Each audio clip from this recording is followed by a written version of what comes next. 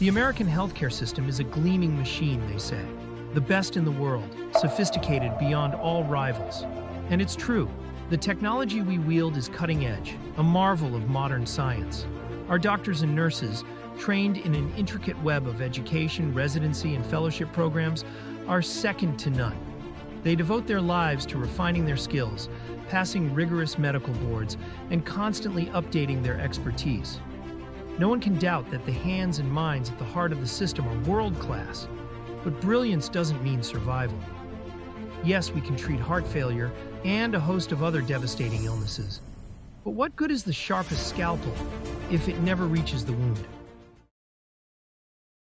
In a system so fractured that getting in the door is a privilege, technology becomes a hollow promise. Here's the thing. The cure is useless if patients can't afford to access it. Our doctors might prescribe life-saving medications, but what happens when those scripts sit untouched because patients can't pay for them? Because their insurance, if they're lucky enough to have it, barely covers a fraction of the cost. What then? Imagine standing in a room full of remedies, all just out of reach. That's what it feels like. The frustration is palpable, a constant storm that rattles patients and staff alike. You can almost taste the despair, and you see it on the faces of those who come seeking help but leave with nothing but a prescription they'll never fill.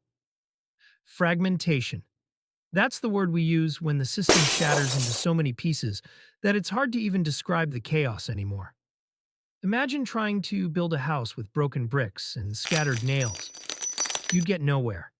And that's the essence of healthcare in America. Not smooth, not coordinated.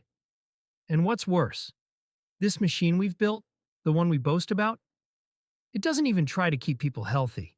It waits, lurking in the shadows, until they're sick enough to walk through the door. By then, it's too late to ask them to live healthier lives. You see, the system thrives on illness because that's how it gets paid. The gears turn when people suffer. We can throw around numbers and they'll show us the truth. Do we have the best healthcare outcomes in the world? Not even close. According to the Commonwealth Fund, the U.S. healthcare system ranks dead last out of 11 wealthy nations. 11th place? The bottom of the barrel. And the harshest blow? We're not just talking about access or equity, though we fail miserably there too. Even in healthcare outcomes, the very thing that should matter most, we rank dead last. It's almost laughable, but no one's laughing. Not when it comes to death. We are supposed to prevent it, stave it off with our brilliant doctors and shiny machines. But when it comes to diseases that can be treated, heart attacks, diabetes, pneumonia, we fail. People die.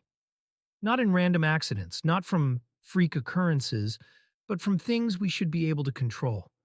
How did we get here? 10 years ago, we were second to last.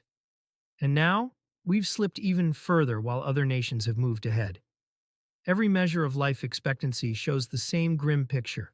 We lag behind, beaten not only by other wealthy nations, but by countries like Chile and Slovenia.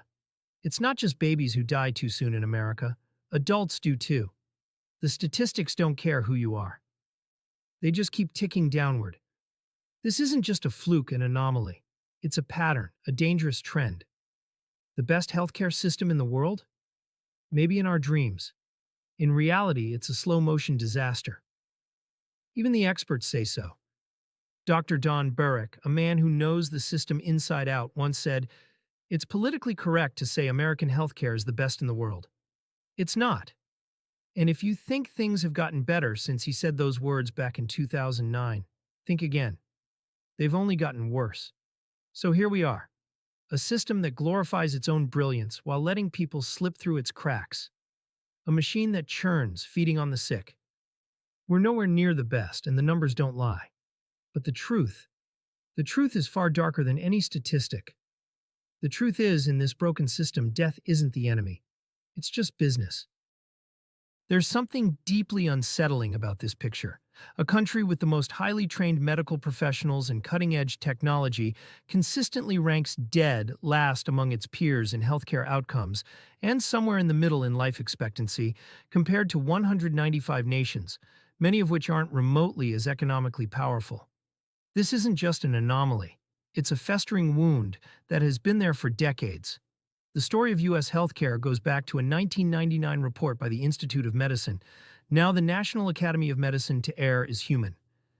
That report, followed by Crossing the Quality Chasm, laid bare an uncomfortable truth. Highly skilled experts and the most advanced tools don't guarantee quality care. Instead, they often magnify inefficiencies when placed in a broken system. Imagine a team of brilliant athletes, each a superstar, yet they keep losing because they're not playing as a team. That's U.S. healthcare in a nutshell. The more complex the technology, the higher the stakes, and the greater the need for coordination. But coordination is exactly what's missing. Why? Because the system wasn't designed. It just happened, born out of two world wars and a chaotic mix of insurance companies, government programs, and independent healthcare providers. Everyone's using different systems, and none of them talk to each other.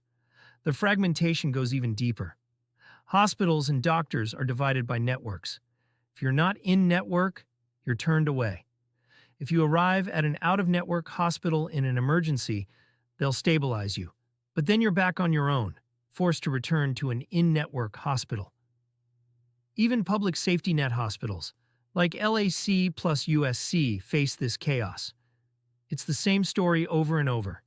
Patients come seeking care, believing they're in the right place, only to discover they're not in network. And after their emergency is treated, they're sent away, forced to start the whole process over again. The result? A nightmare of uncoordinated care.